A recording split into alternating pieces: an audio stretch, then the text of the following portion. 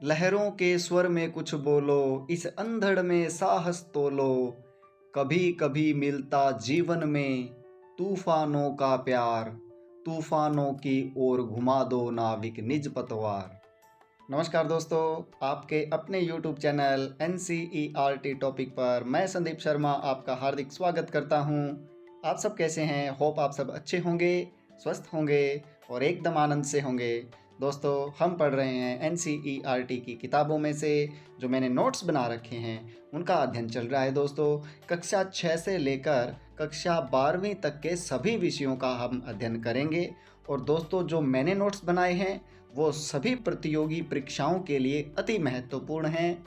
हम कक्षा 6 और 7 भूगोल का अध्ययन कर चुके हैं। कक्षा 8 भूगोल का अध्ययन वर्तमान में चल रहा है। दोस्तों, आज अध्याय 4 का हम अध्ययन करेंगे दोस्तों। और कक्षा 8वीं की जो पाठ्य पुस्तक है उसका नाम है संसाधन एवं विकास। पाठ 4 का नाम है दोस्तों कृषि और कक्षा 8 भूगोल के लिए। तो चलिए आरंभ करते हैं। पौधों से परिष्कृत उत्पाद तक के रूपांतरण में 3 प्रकार की आर्थिक क्रियाएं सम्मिलित हैं। कौन कौन सी? प्राथमिक, द्वितीयक और तृतीयक क्रियाएं। प्राथमिक क्रियाओं के अंतर्गत उन सभी क्रियाओं को शामिल किया जाता है जिनका संबंध प्राकृतिक संसाधनों के उत्पादन और निष्कर्षण से है। कृषि, मत्स्य और संग्रहण इनके अच्छे उदाहरण हैं। प्राथमिक क्रियाओं में दोस्तों क्या आती है? कृषि आती है, मत्स्य पालन और उनका संग्रहण, ये सारी चीजें क्या है? प्राथमिक क्रियाओं में शामिल है। द्वितीयक क्रियाएं इन संसाधनों के प्रसंस्करण से संबंधित हैं। इस्पात विनिर्माण, डबल रोटी पकाना और कपड़ा बुनना इन क्रियाओं के उदाहरण हैं। यानी जो द्वितीयक क्रियाएं हैं वो प्राथमिक संसाधनों पर डिपेंड करती हैं। जैसे कि गेहूं हुआ, गेहूं से आगे क्या बन गई? डबल रोटी। कपास हुई, कपास की खेती हुई और उस कपास से, उस खेती से क्या बनाया गया? कपड़ा। आगे तृतीयक क्रियाएं। तृतीयक क्रियाएं प्राथमिक और द्वितीयक क्षेत्र को सेवा कार्यों द्वारा सहयोग प्रदान करती है। जैसे कि यातायात, बैंकिंग, बीमा और विज्ञापन इसके अच्छे उदाहरण हैं। आगे देखिए, कृषि एक क्या है? प्राथमिक क्रिया है। पशुधन, फसल उगाना इसमें शामिल है। विश्व में 50% कितना? 50% लोग क्या करते हैं? कृषि करते हैं। और भारत की कितनी? 2/3 जनता किसमें लगी हुई है? कृषि पर ही निर्भर है। यानी बहुत बड़ा हिस्सा जो है वो कृषि पर निर्भर करता है। आगे देखिए, एग्रीकल्चर यानी कृषि। मृदा की जुताई, फसलों को उगाना और पशुपालन का विज्ञान एवं कला, इसको क्या कहते हैं? हम कृषि कहते हैं। और कृषि को हम क्या कहते हैं? खेती भी कहते हैं। आगे देखिए, सेरिकल्चर यानी रेशम उत्पादन। कई बार एग्जामिनर ये नाम पूछ लेता है और इनके बारे में पूछ लेता है कि सेरिकल्चर क्या होता है। तो रेशम उत्पादन इनका नाम पूछ लेगा। जैसे पिसिकल्चर क्या होता है? मत्स्य पालन। विटिकल्चर क्या होता है? द्राक्षा कृषि यानी कि अंगूर की खेती। देखिए, सेरिकल्चर यानी रेशम उत्पादन। रेशम के कीटों का वाणिज्यिक पालन क्या कहलाता है? रेशम उत्पादन कहलाता है। यह कृषक की आय में पूरक हो सकता है। पिसिकल्चर क्या होता है? मत्स्य पालन। विशेष रूप से निर्मित तालाबों और पोखरों में मत्स्य पालन होता है। सरकारें मत्स्य पालन को बढ़ावा देने के लिए, सेरिकल्चर को बढ़ावा देने के लिए विशेष ऋण भी प्रदान करती है। आगे देखिए, विटिकल्चर। विटिकल्चर क्या है? द्राक्षा कृषि यानी अंगूरों की खेती को हम क्या कहेंगे? विटिकल्चर कहेंगे। आगे देखिए, हॉर्टिकल्चर क्या होता है? उद्यान कृषि यानी बागवानी कृषि इसके अंतर्गत आती है। वाणिज्यिक उपयोग के लिए सब्जियों, फूलों, फलों को उगाना क्या कहलाता है? हॉर्टिकल्चर कहलाता है। आगे कृषि के प्रकार हैं। कौन कौन से हैं? निर्वाह कृषि और वाणिज्यिक कृषि। निर्वाह कृषि देखिए, परिवार की आवश्यकताओं को पूरा करना किसके अंतर्गत आता है? वो निर्वाह कृषि के अंतर्गत आता है। आगे क्या है? वाणिज्यिक कृषि, फसल उत्पादन और पशुपालन बाजार में विक्रय हेतु किया जाता है। इस प्रकार की कृषि को क्या कहते हैं? वाणिज्यिक कृषि कहते हैं। आगे निर्वाह कृषि के अंतर्गत कौन कौन सी कृषि आती है? गहन निर्वाह कृषि देखिए क्या होती है। किसान एक छोटे भूखंड पर साधारण औजारों और अधिक श्रम से खेती करता है। गहन निर्वाह कृषि दक्षिणी दक्षिणी पूर्वी और पूर्वी एशिया के सघन जनसंख्या वाले मानसूनी प्रदेशों में ये प्रचलित है। कौन सी? गहन निर्वाह कृषि। आगे बढ़ते हैं। आदिम निर्वाह कृषि देखिए, इसमें स्थानांतरी कृषि और चलवासी पशुचारण शामिल है। स्थानांतरी यानी स्थान का परिवर्तन बदल बदल कर, और चलवासी पशुचारण यानी पशुओं को एक जगह से दूसरी जगह पर चलाते हुए आगे से आगे बढ़ते जाना। स्थानांतरी कृषि देखिए क्या होता है। अमेजन बेसिन के सघन वन क्षेत्रों, उष्णकटिबंधीय अफ्रीका, दक्षिण पूर्वी एशिया और उत्तरी पूर्वी भारत के भागों में ये प्रचलित है। स्थानांतरी कृषि को कर्तन एवं दहन कृषि के रूप में भी जाना जाता है। मोस्ट इंपोर्टेंट बिंदु है और सीटेट में ये मोस्ट लव्ड क्वेश्चन है, कर्तन एवं दहन या स्थानांतरी कृषि। आगे चलवासी पशुचारण, सहारा के अर्ध शुष्क और शुष्क प्रदेशों में, मध्य एशिया और भारत के कुछ भागों में जैसे राजस्थान, जम्मू कश्मीर में ये क्या है? प्रचलित है।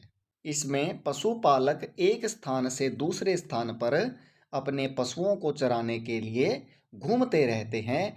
जैसे कि पश्चिमी राजस्थान के जो बड़े बड़े भेड़ों वाले झुंड हैं, ऊंटों वाले झुंड हैं, गायों वाले झुंड हैं, वो प्रतिवर्ष चारे के लिए आगे से आगे बढ़ते जाते हैं। हरियाणा और यूपी की तरफ वो अपने पशुओं को चराने के लिए जाते हैं। आगे देखिए वाणिज्यिक कृषि क्या है। इस प्रकार की कृषि में फसल उत्पादन और पशुपालन बाजार में विक्रय हेतु किया जाता है। इस प्रकार की कृषि में अनाज कृषि, मिश्रित कृषि, रोपण कृषि शामिल है। आगे देखिए वाणिज्यिक अनाज कृषि क्या है। इस प्रकार की कृषि में फसलें वाणिज्यिक उद्देश्यों से लगाई जाती है। गेहूं व मक्का प्रमुख हैं। यूरोप, एशिया, उत्तर अमेरिका इसमें क्या हैं?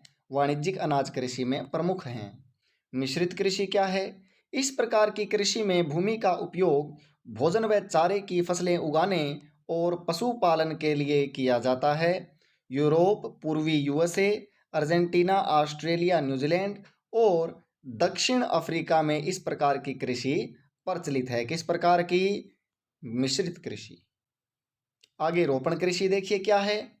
यह वाणिज्यिक कृषि का ही एक प्रकार है। इसमें चाय, कहवा, काजू, रबड़, केला अथवा कपास की एकल फसल ही उगाई जाती है।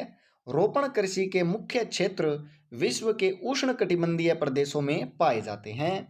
मलेशिया में रबड़, ब्राज़ील में कहवा, भारत में और श्रीलंका में चाय इसके उदाहरण हैं। आगे मुख्य फसलें दी गई हैं। मुख्य फसलों की चर्चा करेंगे। नंबर 1 पर आता है चावल, क्योंकि यह दुनिया में सबसे ज़्यादा खाया जाता है।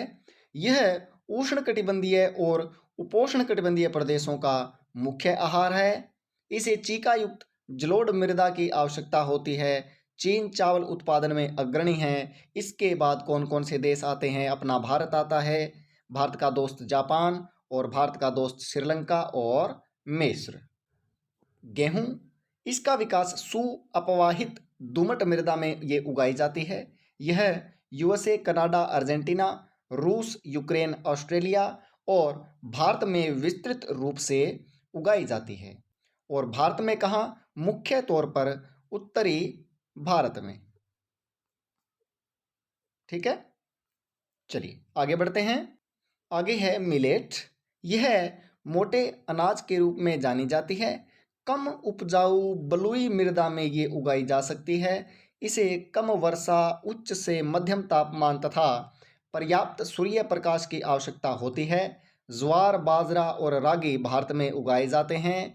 नाइजीरिया, चाइना और नाइजर इनके अन्य उत्पादक देश हैं। आगे देखिए मक्का। इसके लिए मध्यम तापमान, वर्षा और अधिक धूप की आवश्यकता होती है। इसे उपजाऊ मृदा की आवश्यकता होती है। मक्का उत्तर अमेरिका, ब्राज़ील, चीन, रूस, कनाडा और भारत और मैक्सिको में ये उगाया जाता है। इसे क्या कहते हैं? कॉर्न भी कहते हैं। आगे कपास। इसकी वृद्धि के लिए उच्च तापमान, हल्की वर्षा, 200 से 210 पाला रहित दिन और तेज चमकीली धूप की आवश्यकता होती है। काली और जलोढ़ मृदा में ये सर्वोत्तम उगती है। चीन, यूएसए, भारत, पाकिस्तान, ब्राज़ील और मिस्र इसके अग्रणी उत्पादक देश हैं। आगे देखिए पटसन। इसको हम क्या कहते हैं? सुनहरा रेशा भी इसको कहते हैं। किसको? पटसन को हम क्या कहते हैं? सुनहरा रेशा।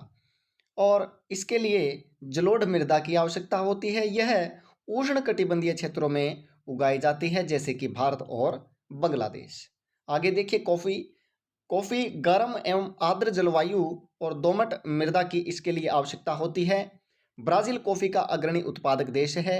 इसके बाद भारत और कोलंबिया है। कॉफ़ी की खोज, एक महत्वपूर्ण बिंदु देखिए क्या है। कॉफ़ी की खोज 850 ईस्वी में कालदी नामक एक अरबवासी ने की थी। मोस्ट इंपॉर्टेंट बिंदु है, किसने की थी? कालदी नामक एक अरबवासी ने। आगे देखिए चाय। सभी भारतीयों की पसंदीदा चाय बगानों में उगने वाली एक पेय फसल है। ठंडी जलवायु और वर्ष भर वर्षा की आवश्यकता होती है। दोमट मृदा व मंद ढाल की इसके लिए आवश्यकता होती है। आगे देखिए कृषि के विकास का चरम लक्ष्य क्या है? खाद्य सुरक्षा को बढ़ाना महत्वपूर्ण बिंदु है।